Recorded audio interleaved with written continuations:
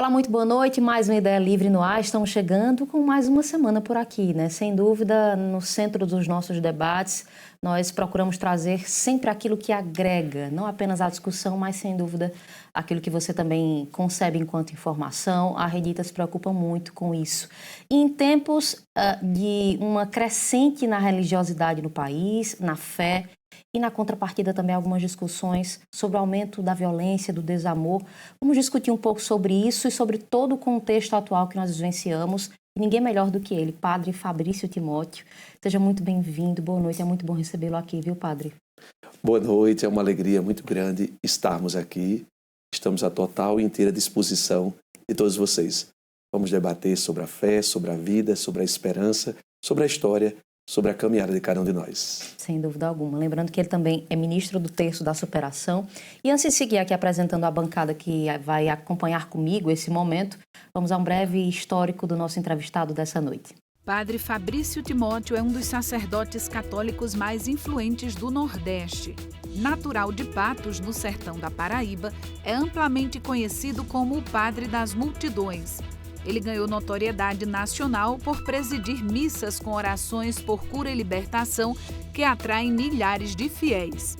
Chegou a cursar a faculdade de Direito, mas deixou o curso para se preparar para o sacerdócio. Padre Fabrício passou por paróquias em Catingueira, Emas e São Mamede e ganhou grande projeção enquanto esteve como pároco na paróquia Nossa Senhora da Conceição em Taperoá, no Cariri paraibano. Em um dos eventos em Taperoá, reuniu mais de 110 mil fiéis, consolidando o maior público religioso do estado. Padre Fabrício é o idealizador do Terço da Superação. O religioso é muito procurado por fiéis que relatam milagres e curas por meio das orações. Acumula centenas de milhares de seguidores nas redes sociais com uma forte presença digital, além de comandar programas de rádio e lançar livros devocionais. Atualmente é vigário paroquial na paróquia de São Sebastião, em Patos, e ministro do Terço da Superação. Dividindo a bancada comigo nesta noite, aqui ao meu lado, Rodrigo Apolinário, jornalista, também jornalista da Casa e da Rádio Caturité, Mônica Vitor, e jornalista da Rádio Caturité, Angélica Kelly. Padre, eu vou aproveitar esse primeiro questionamento para complementar esse meu início de abordagem no começo do programa. Nós vivemos hoje um momento em que a fé e a própria religiosidade têm crescido no país em termos de número, né? Temos dados que comprovam isso, e na contrapartida vivemos um momento difícil. Não significa que por termos um momento de uma fé mais acrescida, temos menos violência, menos, intolerância. É um processo paradoxal. Eu queria que o senhor explicasse, na leitura da fé, na leitura da própria religião, da igreja, por que isso acontece? Que fenômeno é esse? Nós estamos cada vez mais carentes de valores sólidos. Há uma liquidez muito grande. A gente tem necessidade de buscar referências sólidas nas quais a gente possa se apoiar. E a fé responde, pelo menos parcialmente, a esse anseio, a essa aspiração mais profunda. Eu sei em quem depositei a minha esperança. Eu sei em quem depositei a minha confiança. Se são valores etéreos, abstratos, ou se são valores concretos, aí vem um segundo debate, um debate mais filosófico.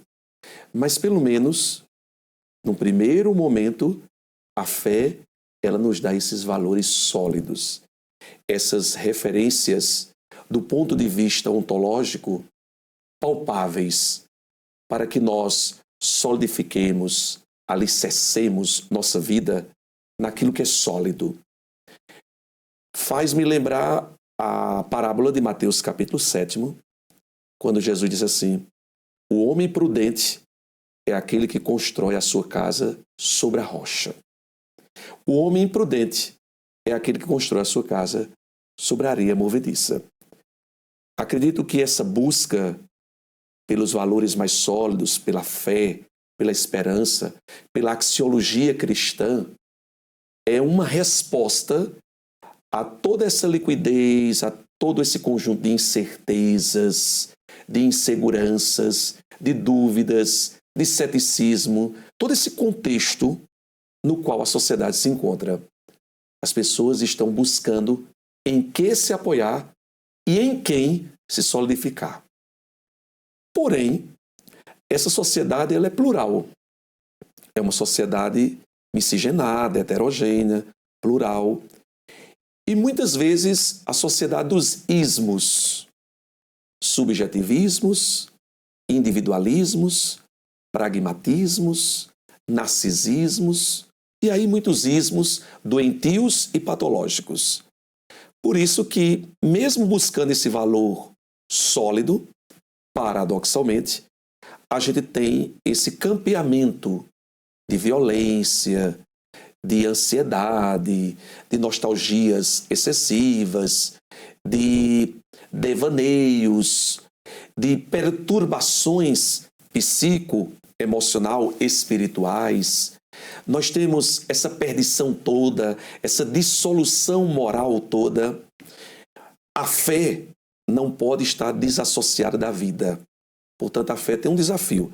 Estamos buscando a fé? Sim, mas ela precisa iluminar o homem como um todo e todos os homens, para que nós saiamos desses ismos e busquemos uma sociedade mais comunitária, mais amorosa, mais caritativa, mais justa e mais verdadeira. Só assim, a fé iluminando concretamente a vida, é que vamos superar esses outros desafios que ainda existem, como a violência, as drogas e tantas outras mazelas sociais. Aproveitando o gancho, inclusive, o senhor acha que a influência da própria política, o campo político dentro da igreja, é um fator negativo, algo para ser ajustado? E já aproveito o gancho para que o senhor responda aqui. Recentemente o senhor recebeu um convite para fazer parte também, ser pré-candidato ao Senado, e o senhor negou. É por isso também há uma ligação nesse sentido? Eu sempre acredito que fé e vida não podem estar separadas, não podem ser desassociadas. Precisamos levar a fé, precisamos levar os valores intrínsecos da fé para todos os campos da sociedade. Todos. Economia, cultura, religião, política, todos. Educação, saúde, todos. E eu sempre digo que, já dizia Martin Luther King, o grito dos maus é o silêncio dos bons. É a omissão, a negligência dos bons. Então precisamos ter verdadeiros homens e mulheres cristificados, evangelizados e evangelizadores em todos os setores da sociedade. No nosso caso, a gente ainda não se viu com essa missão específica, mas eu incentivo, eu abençoo, a igreja abençoa todos que querem levar para esse campo e para todos os campos dessa sociedade múltipla e complexa os valores cristãos. Precisamos ser, como disse Jesus, sal da terra e luz do mundo. Levemos os valores do Evangelho para esse campo e para todos os campos da sociedade. Rodrigo, muito boa noite, seja bem-vindo. Boa noite, Milena, obrigado. Padre Fabrício, que honra estar aqui. Também saudar minhas colegas da bancada. O senhor se percebe um fenômeno quando se fala de fé, de história e de relação com as pessoas, a partir das respostas que o senhor trouxe agora, mas essa palavra, fenômeno cultural, social, espiritual, religioso para a história aqui da nossa região e, olhe, chegando no nosso país, como é que o senhor recebe essa palavra? Ô Rodrigo, eu gosto muito de parafrasear o profeta João Batista.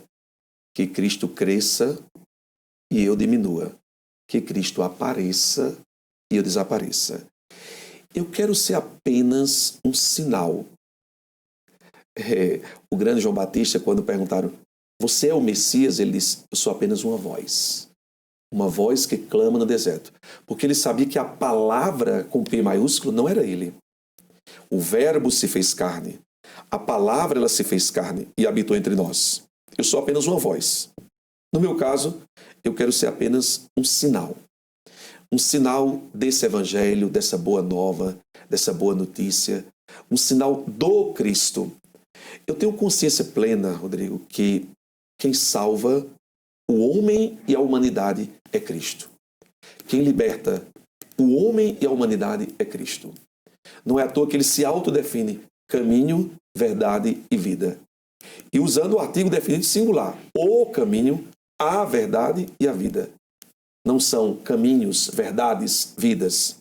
Portanto, eu quero ser apenas um sinal de Cristo. E um sinal... O bonito é que o Papa Bento XVI, quando ele assumiu o pontificado, ele disse: o que me alegra é saber que Deus sabe trabalhar com instrumentos insuficientes. Eu tenho consciência que sou um instrumento insuficiente e muitas vezes ineficiente. Mas a graça de Deus age por meio de nós, quando nós damos essa abertura. Eu quero ser apenas um sinal aberto para que Deus haja primeiro em mim e depois por meio de mim na vida das pessoas. Eu ser um sinal de Deus, concretamente, um sinal de alegria, de paz, de motivação, de felicidade, de concórdia, um sinal de inclusão, um sinal que abraça a todos, isso já me deixa por demais feliz. Aí eu parafraseio Nossa Senhora: o Senhor fez em mim maravilhas. Para mim, a grande maravilha que Deus fez em mim é ser um sinal de concórdia, de amor e de misericórdia na vida das pessoas. Não tenho a mínima pretensão de ser fenômeno, mas tenho o grande anseio de ser esse sinal de Deus, onde eu estiver, aonde eu for e com quem eu estiver. Mônica, seja muito bem-vinda. Boa noite. Boa noite, Milena, meus amigos da bancada, telespectador. Boa noite, Padre Fabrício, bem-vindo ao Ideia Livre. Padre, eu pude ouvir relatos de muitas transformações. Ouvi realmente de pessoas que viveram muitas transformações, não só do ponto de vista religioso, da fé, mas transformações do ponto de vista de saúde mental, saúde espiritual. Pude presenciar aconselhamentos espirituais do Senhor na igreja, altas horas da noite, recebendo os fiéis depois de longa celebração. E ouvi pessoas dizerem: eu estava dessa situação e a partir do direcionamento espiritual do Padre Fabrício, minha vida ficou dessa forma. Eu falo de vícios, de dependência química, eu falo de depressão, eu falo de pessoas que estavam fechando os seus negócios por depressão e a partir do seu direcionamento espiritual elas relatam: mudei. Como o senhor colocou, como um instrumento de Cristo nessa atuação. Eu quero saber como é que o senhor lida com essa intensa responsabilidade de ser um canal espiritual e de ser essa possibilidade de transformação na vida dessas pessoas. Mônica, com muita humildade. A etimologia da palavra humildade, humus, esterco, é muito forte. É nós reconhecermos que sem a graça de Deus somos apenas um esterco. Para não dizer algo mais coloquial, mais popular ainda. Sem a graça de Deus eu não sou nada. Sem a graça de Deus eu não posso nada, eu não consigo nada. Eu tenho plena consciência e convicção disso. Eu tenho plena convicção de que quem é instrumento nas mãos de Deus, para além do Fabrício, da minha identidade própria, é o Padre Fabrício. Deus, Ele me escolheu, Ele me consagrou, Ele me elegeu e me abençoou para que, como sacerdote, homem dele, fosse instrumento de transformação na vida das pessoas. Então, nada, de verdade, nada me envaidece, porque eu tenho plena consciência que não é o Fabrício que está sendo, naquele momento, instrumento de Deus, mas é o Padre. É o ministro de Deus, é o servo de Deus, é o escravo da palavra de Deus, o doulos, o escravo da palavra de Deus. Portanto, sem o meu mandatário maior, que é Jesus Cristo, sem o meu Senhor absoluto, que é Jesus Cristo, sem a graça dele, sem a ordem imperativa dele e sem a misericórdia dele, eu tenho consciência que não sou nada. Portanto, isso para mim é um antídoto. É um antídoto contra qualquer narcisismo, contra qualquer vaidade, contra qualquer autolocupletação. É um antídoto para que eu não fique ensimesmado, mas que eu saiba a minha limitação. Confesse as minhas fraquezas. Não tenha vergonha dos meus limites e das minhas debilidades. Mas saiba que, como diz São Paulo, quando eu sou fraco, em Cristo, é aí que eu sou mais forte. Em Cristo. Essa consciência é antídoto contra qualquer vaidade, porque não é em mim mesmo, mas em Cristo que sou mais forte. Excelente. Angélica, seja bem-vinda. Boa noite. Boa noite, Milena. Obrigada. Boa noite, Mônica, Rodrigo, Padre Fabrício. Que alegria poder dividir essa bancada aqui com o senhor. O senhor respondeu agora há pouco sobre o Fabrício e o Padre Fabrício. Eu queria que o senhor contasse para a gente conhecer, para quem está nos assistindo também, quem é Padre Fabrício e como veio esse despertar vocacional. Primeiro, minha vocação, pelo menos a consciência da vocação, não foi de pequenininho, não foi ali de adolescente, da primeira juventude. Eu só tomei consciência, já um pouco jovem, quando, obrigado pela minha mãe, eu fui à missa, aos 15 anos de idade. Olha, já de forma tardia, para a média normal. E na missa, duas coisas tocaram-me muito. A pregação eloquente, erudita, sábia do padre e a animação carismática do grupo de animação da missa. Essas duas coisas foram fundamentais para que Deus tocasse profundamente em relação ao chamamento, em relação à vocação, a mim e ao meu coração. A pregação do padre na paróquia de origem, na minha paróquia de origem, paróquia Santo Antônio, em Patos, no sertão paraibano, o padre pregando com a eloquência, com a sabedoria, com a erudição, com o poder de retórica, com a arguição profunda que ele tinha, aquilo me chamou muito a atenção. E o jeito carismático dos animadores da Santa Missa. Era uma missa intitulada Missa da Juventude. Então, aquele jeito alegre, efusivo, ardoroso, motivador, entusiasta, e que entusiasmava a todos, essas duas coisas tocaram-me muito. E no final da missa, o padre ele fez um convite genérico, geral. Haverá aqui uma semana de santas missões populares. Quem quiser colaborar nessa semana de santas missões populares, procure-me após a missa. Ora, eu estava ali na missa, primeiro, obrigado pela minha mãe. Eu não tinha vida pastoral. Eu não tinha vida missionária. Eu não tinha sido de igreja de criancinha. Eu nunca fui coroinha. Eu nunca fui de infância missionária. Eu nunca fui de catequese de primeira Eucaristia. Nada. Eu não fiz todos esses momentos que geralmente as pessoas fazem e vivenciam, graças a Deus. Mas eu escutei aquele convite e aquele convite tocou no meu coração. Eu disse, eu quero ser missionário. Eu quero vivenciar essa história de Semana das Santas Missões Populares. Eu estou entusiasmado com a pregação dele e estou entusiasmado com o grupo de cantos. Cânticos e cantos. E aí eu o procurei, após a missa, e disse, eu quero ser missionário. O padre se assustou. Aquele jovem que não tinha vivência. Primeira vez que estava indo. Estava a primeira vez indo, não tinha assiduidade, não tinha frequência, não tinha constância. Não tinha uma vida pastoral. Tá bom, você vai ser. E aí o padre me colocou para fazer missão com uma senhora muito experiente, chamada Dona Socorro Queiroz. Vamos colocar com alguém muito experiente, porque eu não sei o que é que esse adolescente, esse jovem aqui quer. E eu fui, me apaixonei pelas missões, comecei a ler com muita frequência, muita assiduidade, as Sagradas Escrituras, por curiosidade intelectual e acadêmica, só que ao mergulhar nas Sagradas Escrituras, para além das letras, para além da escrita, da consignação escrita, eu encontrei uma pessoa. E é por essa pessoa que eu me apaixonei. E essa pessoa começou a inquietar meu coração. Eu quero você para mim. Eu quero você só para mim. Eu quero que você seja meu servo direto, deliberado e direto. Eu me apaixonei por Jesus. E Jesus, ele me chamou. Eu ainda fui fazer a faculdade de Direito, mas no quarto período ele disse, aqui não é seu lugar, não. Aqui não é seu lugar.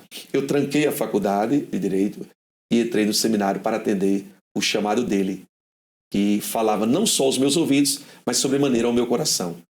Venha e siga-me. Eu fui seguir Jesus, entrei nessa história de amor no ano 2000 e estou há 26 anos. E se fosse para entrar no seminário, eu já lhe digo, eu entraria novamente. Padre, eu vou, na verdade, me valer um pouco do questionamento de Rodrigo, né? Complementando essa ideia. Ele questionou se o senhor se enxerga como esse fenômeno. De fato, e não só para a comunidade católica, mas para todo mundo que acompanha, enfim, o senhor nas redes sociais, nas mídias, na própria imprensa, o senhor é um fenômeno. Fenômeno de público, onde o senhor vai, o senhor arrasta multidões, as pessoas, de alguma forma, elas se colocam de forma voluntária, né, nessa situação, elas viajam para ouvir as suas pregações, para participar de momentos que o senhor realiza, e sabendo de um fato que é notório, que o senhor arrasta multidões, que mobiliza as pessoas, a que o senhor atribui esse sucesso? Porque, sob o olhar da fé, o senhor fala de uma questão de humildade, e é notório que o senhor vive essa humildade. Mas no olhar midiático, no olhar de comunicação, de imprensa, para nós o senhor é de fato um fenômeno inúmero. A que o senhor atribui? O que é que chama a atenção diante de tantos outros sacerdotes que também vivem esse seu chamado? Mas qual é o diferencial do padre Fabrício Timóteo? Primeiro, eu louvo a Deus e sou admirador dos dons de cada irmão sacerdote. Eu vejo essa multiplicidade, essa pluralidade de dons como uma grande manifestação pneumática do Espírito. O Espírito Santo, ele age na unidade e simultaneamente na multiplicidade. É unidade na multiplicidade, é comunhão na heterogeneidade, é paz na diversidade. O Espírito Santo é magnífico. E ele não repete nada, diferente do pecado. O pecado é sempre repetitivo. Pode observar, você geralmente cai naquela mesma tecla, naquele mesmo pecado, naquele mesmo erro. É algo monótono. O pecado é chato. O pecado é sempre na mesmice. O Espírito Santo não. O Espírito Santo é o Espírito da criatividade, da dinamicidade, da unidade na multiplicidade. É o Espírito da novidade. Não é à toa que em Apocalipse 21, versículo 5, o autor sagrado diz: eis que faço novas todas as coisas. Então o Espírito Santo ele dá, conforme ele quer, para a utilidade de todos, dons diversos, carismas diversos, talentos diversos, habilidades diversas. Então eu sou encantado com isso. Eu gosto de contemplar o dom de cada irmão. Cada um recebeu um dom, um carisma, um talento, uma habilidade, uma aptidão, que pode ser potencializada, otimizada, maximizada, trabalhada e pode se tornar cada vez mais frutífera. Então, sou admirador. No nosso caso, eu procuro apresentar o Evangelho de uma forma bastante enculturada, de uma forma bastante encarnada na história. Não só fazendo hermenêutica, mas na própria forma de fazer exegese, a interpretação do texto, eu procuro fazer isso numa linguagem acessível, numa linguagem de comunicação. Eu sou apaixonado por comunicação. Eu sou apaixonado por radiofonia. A comunicação de um modo geral. Então eu procuro fazer disso um instrumento para facilitar a compreensão, para facilitar a comunicação e, ao mesmo tempo, a apreensão desse conteúdo evangélico por parte das pessoas. Então a gente apresenta um evangelho vivo, enculturado, encarnado, um evangelho que não toca apenas a racionalidade humana. Durante muito tempo a gente se preocupou apenas com a dimensão cognitiva, com a dimensão racional. Hoje a gente se preocupa também com a dimensão cognitiva, mas também com a dimensão emocional, sentimental, psicológica e, claro, espiritual de todas as pessoas. Então, acho que a grande arma, usando a linguagem jornalística, a grande sacada é a gente apresentar um evangelho enculturado, numa linguagem acessível, usando uma metodologia e uma pedagogia que são altamente adaptáveis, porque o evangelho em si, a sua essência, não é adaptável, ele é enculturado. Mas a linguagem categorial, a metodologia e a pedagogia com as quais a gente apresenta esse evangelho são adaptáveis. Então, usando uma metodologia dos nossos tempos odiernos, pós-modernos, uma linguagem que as pessoas possam captar, possam entender e aprender essa mensagem, usando todas as ferramentas para tocar o intelecto, o coração, a alma e o espírito das pessoas. Eu acredito que essas são um pouco as nossas ferramentas, usando a musicalidade, usando uma pregação mais efusiva, também algumas dimensões mais parenética, dos valores concretos da vida, uma pregação exortativa, exortando para que você tenha mais fé, mais ânimo, mais coragem, mais motivação, mais entusiasmo, parafraseando Jesus. Coragem, no mundo vocês terão muitas aflições, mas eu venci o mundo, vocês vencerão também. Padre, eu vou pegar esse gancho de Milena sobre a questão do senhor reunir multidões, né, em celebrações, o senhor comunica a milhares de pessoas nas suas redes sociais, pelas ondas das rádios, das TVs. No entanto, a gente percebe que existem pessoas críticas à sua forma de evangelização. Acho que o senhor sente isso, né? E pessoas resistentes a essa forma de evangelizar, com algumas reservas. E, na minha percepção, eu vejo que o senhor não foge à questão da espiritualidade, da doutrina católica, da evangelização, da sua forma, né? Como cada um tem sua liberdade também de evangelizar da forma como o Espírito lhe inspira, né? Pegando bem esse gancho que o senhor traz. O senhor se considera uma pessoa incompreendida, um sacerdote incompreendido diante de críticas que são feitas? Mônica, as críticas, elas são sempre bem-vindas, porque elas nos levam naturalmente a uma reflexão, a uma meditação, a um exame de consciência, a uma revisão de vida. Eu gosto muito, eu tenho, por exemplo, os nossos programas, sejam eles da internet, do rádio. Eu adoro quando eu termino o programa, alguém me liga ou passa mensagem: Padre, acho que o senhor poderia ter dito isso com mais ênfase, o senhor poderia ter dito assim, eu acho que o senhor se excedeu aqui. Eu gosto muito de verdade. E até sinto falta quando não tem. Tem sempre umas pessoas que a gente sabe que estão ali para nos dar o feedback, e quando elas não fazem, eu cobro. E aí? Qual é a crítica de hoje? Então, eu adoro crítica. Eu fiz uma experiência, passei por uma experiência agora recente. Um irmão sacerdote, ele criticava muito a nossa metodologia, a nossa pedagogia. E eu tive a oportunidade de fazer um louvor lá, na cidade dele, na cidade na qual ele é pároco. E ele foi, de uma forma muito civilizada, educada, ele foi. Ele disse: olha, eu vou, dou as boas-vindas e saio. Porque você sabe que eu não sou muito dessa metodologia, eu não sou muito desse jeito carismático. Tudo bem, padre, vamos lá. Ele foi, deu as boas-vindas, passou o louvor todinho. Terminou, eu fiquei atendendo as pessoas e ele ficou lá. E quando terminou tudo, já altas horas ou baixas horas da madrugada, ele disse: padre, estou encantado. E eu quero pedir perdão por tudo que eu disse.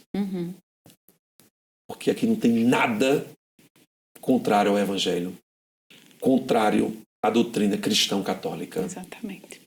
Aqui tem tudo do Evangelho e tudo consonante com a doutrina cristã católica. E pode ter certeza, a partir de hoje, onde eu estiver, eu vou defender o seu trabalho pastoral. Então, isso é muito bonito. Agora, se eu tivesse criado barreiras, fissuras em relação às críticas dele, talvez não tivesse essa oportunidade de mostrar o outro lado do trabalho. Não é brincadeira, Mônica, a responsabilidade de reunir 110 mil pessoas numa celebração. Se você olhar proporcionalmente falando, proporcionalmente falando, para uma cidade de 15 mil habitantes como Taperoá, é o maior evento, proporcionalmente falando, do país. Do país. Nenhum outro evento, proporcionalmente falando, reuniu tanta gente. Então, é uma responsabilidade muito grande. E o que é bonito, sem nenhum artista, sem nenhum cantor, eu não canto nada, eu costumo dizer, nem canto, nem assobio, nem toco, simplesmente rezando e pregando a palavra de Deus. E anunciando as maravilhas que Deus opera diuturnamente na nossa vida. Portanto, é algo maravilhoso. Respondendo a sua pergunta, lido com muita tranquilidade com as críticas e com aqueles que têm objeções, que têm visões contrárias, e até os convido, vamos lá com a gente. Porque eu tenho certeza também, quando lá chegarem, lá terão outra visão. Padre,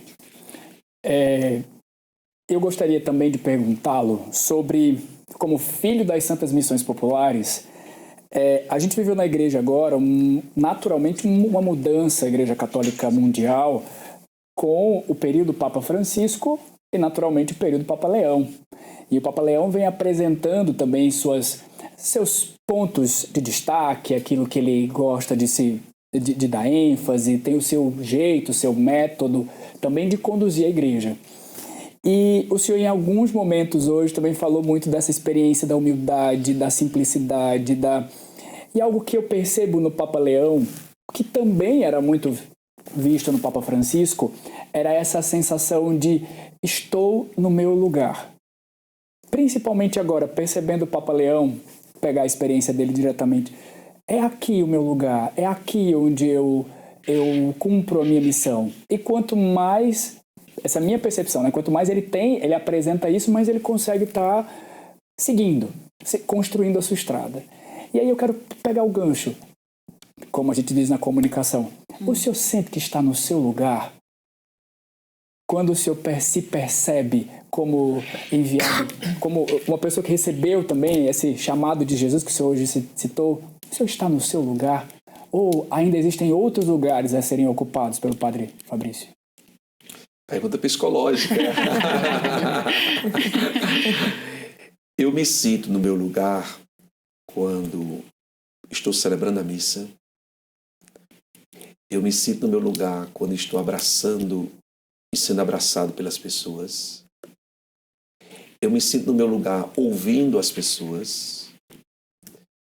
Eu me sinto no meu lugar lutando pelas questões sociais, nevrálgicas e cruciais da vida das pessoas. Eu me sinto no meu lugar nos louvores, naquele momento mais espirituoso, mais carismático. Eu me sinto no meu lugar me preocupando com a vida de cada um. Mas também, sendo bem sincero, a gente precisa estar sempre aberto. Nós não podemos nos fechar em paradigmas pré-estabelecidos. Eu me sinto aberto ao novo que Deus me apresentar. Por exemplo, essa questão dos louvores, como eu disse há pouco, eu não canto, eu não toco. Para mim é uma novidade na qual Deus me colocou. Deus diz, vá aqui, vá pelos louvores, vá pelo texto da superação, vá por essa dimensão mais carismática. Para mim isso é novidade. Porque quando a gente está na formação acadêmica do seminário, a gente não tem a clareza de como nós vamos exercer nosso ministério.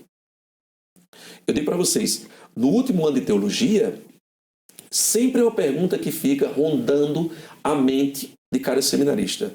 Qual é o padre que eu vou ser? Nenhum seminarista tem clareza. Nenhum. Porque muitas vezes ele até tem uma noção, mas é a vida prática, é o contato com as pessoas, é a comunidade, é tudo isso que vai modelando e formatando, no bom sentido, o padre. E para mim tudo isso é novidade. Então, se eu tivesse fechado, eu não ia abraçar os louvores, eu não ia abraçar o texto da superação, eu não ia abraçar as missas numa metodologia mais carismática, eu não ia abraçar as orações de cura e libertação. Então, eu preciso estar aberto. Então, me sinto no meu lugar em cada um desses pontos que eu citei, mas também me sinto aberto para estar no lugar que Deus sonha para mim. Angélica. Padre Fabrício, o senhor é muito ativo nas redes sociais, trazendo em números, são mais de 400 mil seguidores. E diariamente o senhor partilha palavras de fé, de esperança, de reflexão. Tem também a presença do texto da superação, do programa Força e Vitória, que vai ao ar semanalmente. E como é que o senhor vê nesse mundo que está cada vez mais acelerado e conectado O senhor acredita que a igreja pode continuar evangelizando com eficácia, especialmente os jovens? Como é que o senhor se prepara para gravar um vídeo, para preparar os programas? Como é feita essa preparação? Angélica, primeiro eu era muito arredio às redes sociais há pouco tempo, aproximadamente 9 anos, 8, 9 anos.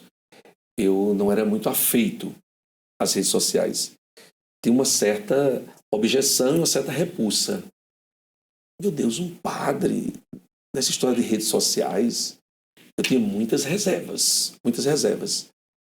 Quando chega a história triste da pandemia. E aí nós fechamos as igrejas. E agora? Como vamos evangelizar? E logo encontramos instrumentos para evangelizar. Apanhei muito para aprender essa história da evangelização midiática por meio das redes sociais. Apanhamos muito lá na Pascom Taperoá como transmitir as missas, os louvores, o texto da superação. E depois a gente vai se familiarizando. Eu confesso que eu sei o básico do básico, o elementar do elementar. Você pode observar, nossos vídeos são muito caseiros, são muito orgânicos. Mas parece que as pessoas encontraram a sintonia nisso. Se eu coloco um vídeo mais bem produzido, mais bem elaborado, tecnicamente mais bem feito, tem X visualizações. Se eu coloco um vídeo bem coloquial, bem corriqueiro, bem orgânico, tem 10x visualizações. Eu não sei por que o nosso povo de Deus gosta de ver Padre Fabrício o mais natural possível. Então eu confesso que eu não tenho bem essa elaboração técnica. Eu tenho uns insights. Eu estou aqui dirigindo, vem um insight. Eu paro e gravo. Pode observar, eu tenho muitos vídeos que eu paro o carro e faço. Eu estou aqui conversando com você está numa direção espiritual, e de repente eu disse uma palavra que eu disse, essa palavra, ela tem poder de transformar não só a vida dela, com quem eu estou falando, mas a vida de muita gente para quem eu posso falar. Então essa palavra que eu disse para ela deve ser dita para mais gente. E aí eu já anoto ali discretamente, para eu não esquecer. Quando termina a direção espiritual com você, eu vou lá e gravo. Então, assim, é muito natural. Eu vou a um sítio visitar um paroquiano, de repente acontece alguma coisa, eu digo, isso aqui dá certo para dizer para mais gente. Muita gente está precisando escutar isso, muita gente está precisando ouvir isso. Um testemunho, uma palavra de exortação, uma palavra de motivação, uma palavra de autoajuda evangélica, uma palavra, sobretudo, de conversão, de chamamento à conversão e à mudança de vida. Portanto, respondendo, tudo de forma muito natural, de forma muito orgânica e espontânea. Não tem uma preparação técnica, uma preparação muito bem acuidosa com antecedência, não. É tudo na força do Espírito Santo. Padre, mas tem umas frases, umas mensagens que o senhor passa que todo mundo já conhece. Deus quer, Deus pode, Deus faz. E os que semeiam entre lágrimas colherão com alegria. Certamente quem lhe segue conhece essas mensagens e levam para a vida, né? Na verdade, essas frases Deus colocou no coração da gente. Isso nasceu de um milagre. Eu era pároco de São Mamede, na cidade de São Mamede, no Seridó Paraibano. E uma ministra extraordinária da distribuição de Eucaristia, Dona Marli, ela foi à casa paroquial me chamar para que eu ministrasse a unção dos enfermos no doente, no enfermo, seu Paulo, do conjunto Nilson Oliveira ou Beira Rio, em São Mamede. E eu fui com ela. Ele tinha cirrose, eu vou ser redundante, cirrose hepática. Eu ministrei a unção, eu me sentei na cama, ministrei a unção dos enfermos. E quando eu estava ministrando a unção dos enfermos, você coloca o santo óleo na fronte, na testa e na palma das mãos. Naquele momento, Deus colocou muito forte no meu coração. Deus quer, Deus pode e Deus faz. Foi muito forte. Ardeu meu coração, queimou meu coração. E aí, quando eu terminei a unção, eu me levantei e me dirigi a Dona Marli. Dona Marli, Deus colocou muito forte no meu coração. Deus quer, Deus pode e Deus faz. E ela disse, padre, e no meu coração foi muito forte. Aqueles que semeiam entre lágrimas colherão com alegria. Isso era numa terça-feira pela manhã. Eu estava na Semana Nacional da Família, aquela semana que acontece no mês de agosto, a partir do Dia dos Pais. Quando foi à noite, eu fui presidir a Santa Missa e eu comentei com a Assembleia. Eu contei a história para a Assembleia. Uma senhora de 84 anos, Dona Socorro Torres, ela gritou no meio da Assembleia, é o terço da superação. Eu disse, meu Deus, está tudo se encaixando. Isso era na terça-feira. Quando foi na quinta-feira, dentro dessa Semana Nacional da Família, eu estava celebrando a missa, campal, no meio da rua. Lá vem seu Paulo com um banquinho desse de plástico. Um banquinho branco de plástico. Eu olhei para ele, arregalei os olhos, bati em Dona Marli e disse, ali é seu Paulo? É. E o que é que aconteceu com ele? Eu não sei não, estou vendo agora como o senhor. E eu fiquei doido para terminar a missa, para eu ir ao encontro dele. Quando eu terminei a Santa Missa, eu fui ao encontro dele. Seu Paulo, o que aconteceu? Pai, eu não sei não. Depois que o senhor botou aquele óleo em mim, tudo foi melhorando. Eu me levantei, que eu não consegui me levantar. Pai, eu estou achando que eu estou curado. Seu Paulo, vá ao encontro do médico. Peça novos exames médicos. E aí ele foi ao médico, fez a bateria de exames toda novamente e constatou que ele estava curado da cirrose. E aí nasceu o terço da superação. Aqueles que semeiam entre lágrimas colherão com alegria. E depois um jovem nosso, Paulo Neto, musicou isso. Aí nasceu promessa de superação. Deus quer, Deus pode, Deus faz. Padre, há uma grande discussão, inclusive, atualmente, sobre essa questão das críticas, né? Mônica falava agora das críticas externas, das pessoas que não necessariamente fazem a igreja. E dentro da própria igreja ainda há uma espécie de resistência com relação à metodologia carismática, né? Enfim, a forma de evangelizar que o senhor defende, que o senhor encampa. Posso dizer que o senhor é um braço um tanto quanto mais progressista da igreja, né? Enfim, em detrimento de uma igreja mais rígida, que acolhe menos, que ainda, digamos, vive nos moldes mais tradicionais. Eu queria que o senhor falasse um pouco a respeito disso, né? Como é lidar com esse processo dentro da própria igreja, sabendo que existem ainda algumas resistências dentro do próprio clero, e saber que o senhor, de alguma forma, encampa uma ideia diferente e que isso tem surtido bons efeitos. O Papa Francisco, ele defendia a igreja em saída. Eu gosto muito dessa expressão, a igreja em saída. E na Evangelii Gaudium, o Evangelho da Alegria, a alegria do Evangelho, ele dizia assim, eu prefiro uma igreja toda ferida, porque saiu pelas estradas da vida, do que uma igreja morfada, cheirando a mofo, porque ficou ensimesmada. Eu prefiro uma igreja toda enlameada, porque saiu pelas lamas da vida, do que uma igreja caduca nela mesma. Eu sigo um pouquinho nos meus limites essa linha. Eu prefiro uma igreja que se fere, que bata a cabeça, que reconhece seus erros, que reconhece suas fragilidades, que aprende com o outro, que amadurece com o outro, que reconhece que precisa amadurecer na sua dimensão histórica, não fala na dimensão transcendental, sobrenatural, sacramental, na dimensão crística, mas na dimensão histórico-antropológica. Eu prefiro essa igreja que reconhece que precisa passar pelo amadurecimento. E precisa, na sua metodologia, na sua pedagogia, de um plus, de um up. Precisa sempre dar novas respostas para novos problemas, para novos questionamentos. Eu não acredito numa metodologia que vai dar as mesmas respostas para novos problemas, para novos questionamentos. O mundo muda, né? O mundo muda. Nós mudamos. Nós mudamos. E a realidade ela é mutável numa velocidade incrível. Nós estamos num período da celeridade, Sim. da mutabilidade muito rápida. E a gente precisa dar novas respostas. Padre, mas nós temos uma resposta eterna, imutável, absoluta. Nós temos uma resposta para todos os tempos, que é o Evangelho. Com certeza.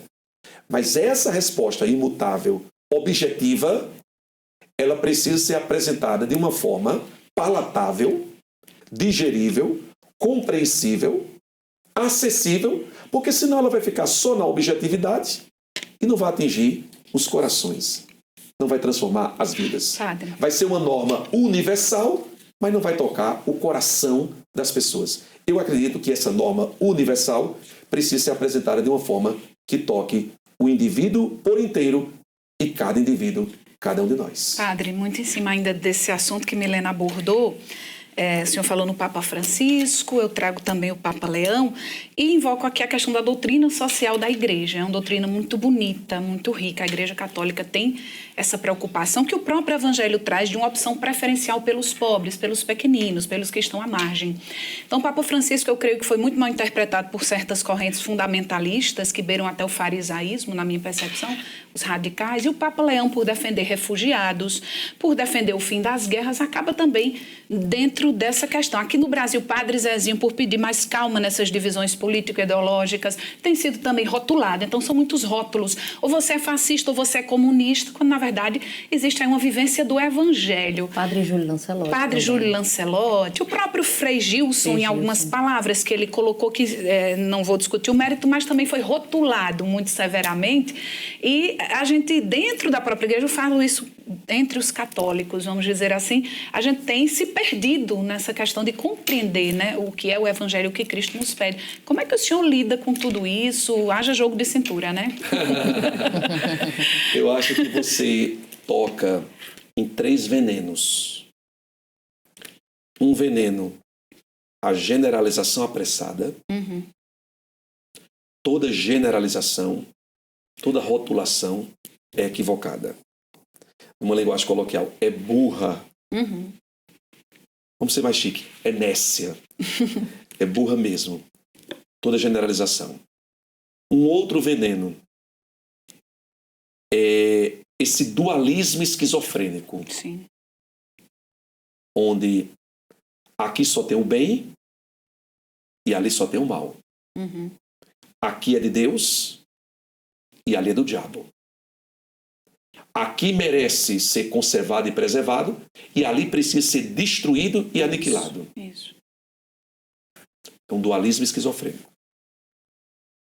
E o terceiro veneno que você toca, a falta de compreensão da nossa própria antropologia.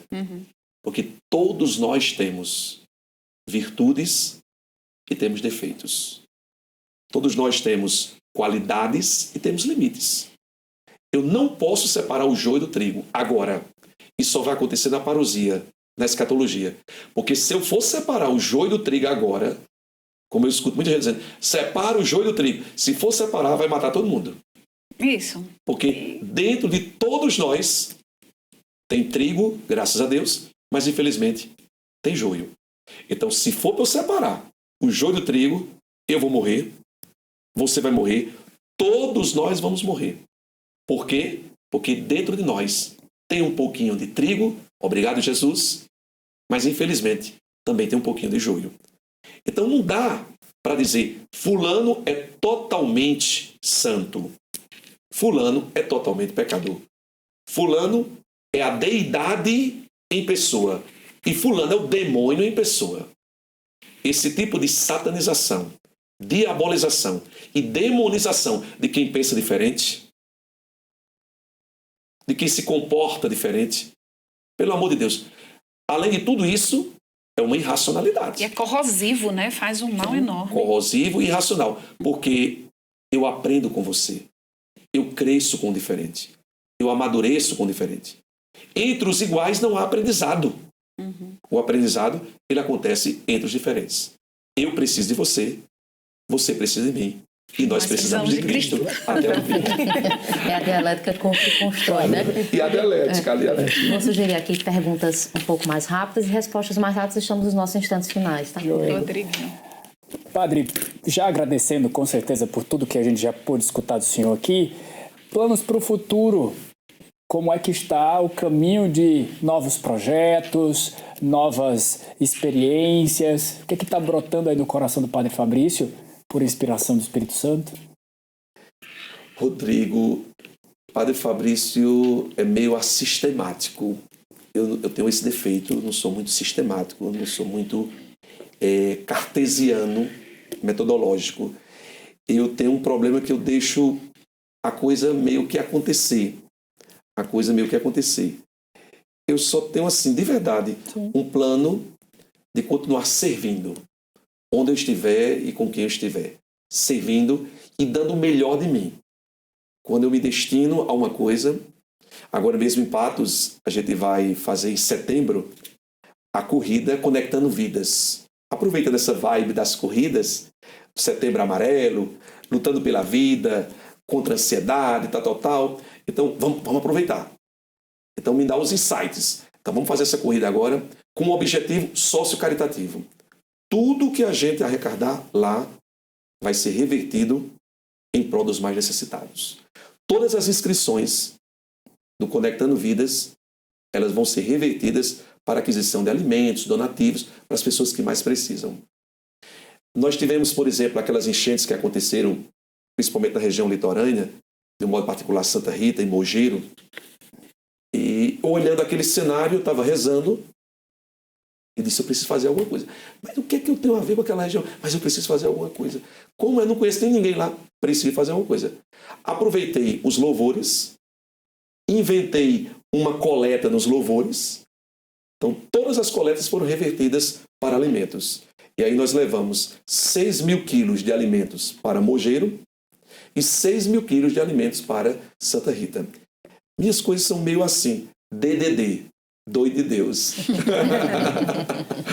Mas agora já estão me cobrando, porque nós escrevemos 3 devocionais, uma palavra de fé para cada dia, uma palavra de esperança para cada dia, uma palavra de amor para cada dia, foi o devocional 2026. E escrevi uma trilogia de Nossa Senhora. Você falava Nossa Senhora em off, eu fui professor de Mariologia. Então eu escrevi a trilogia de Maria, fé, serviço e oração. A trilogia de Maria. E agora eu já vou ter que sentar para escrever o próximo devocional.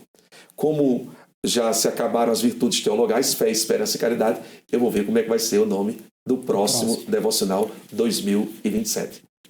Mas eu não digo, deixa a vida me levar. Eu digo, deixa Deus me levar. Angélica. Padre, já são 17 anos de ministério. O senhor já viu e ouviu muita coisa de muita gente. E a gente vive numa época marcada por pessoas sofrendo com transtorno de ansiedade e depressão. Qual mensagem o senhor deixa para essas pessoas de perseverança?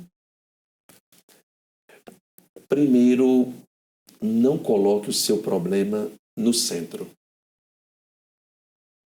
Coloque sua fé. Coloque o seu Deus. Coloque sua esperança no centro. Saiba que seu problema existe, e existe mesmo. Mas ele não é absoluto.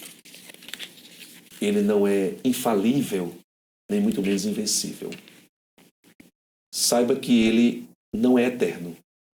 Ele vai passar. Tudo passa. Como diz Jesus, céus e terra passarão. Só a minha palavra, só a palavra de Jesus não passará. Portanto, seu problema vai passar.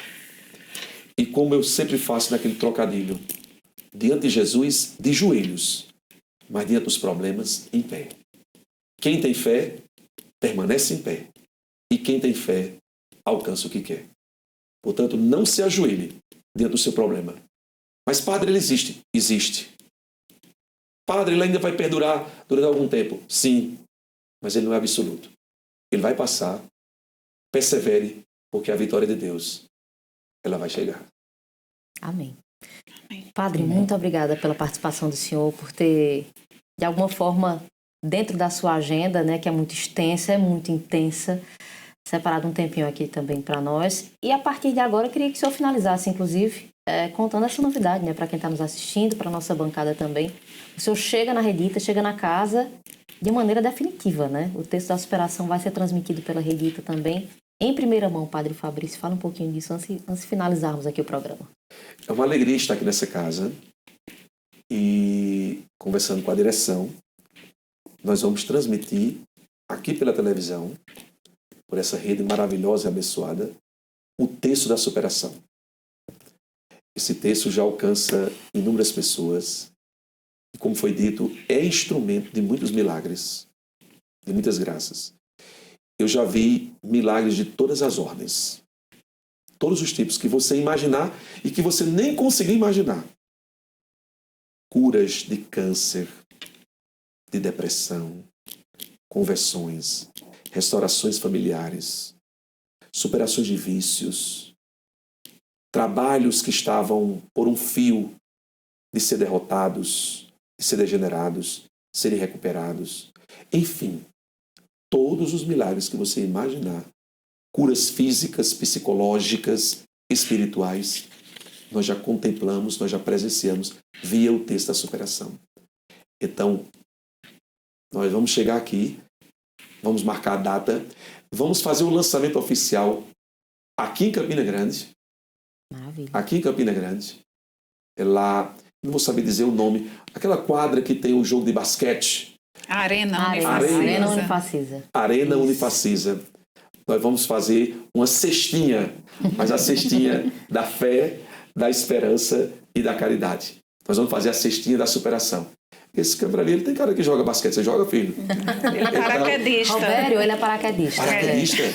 Meu Deus, é corajoso. Ele diz que viu? sabe, padre? Ou corajoso ou louco. Então, nós vamos transmitir. Aquilo ali é mais sério, olha. Então, olha, aquilo é uma bênção.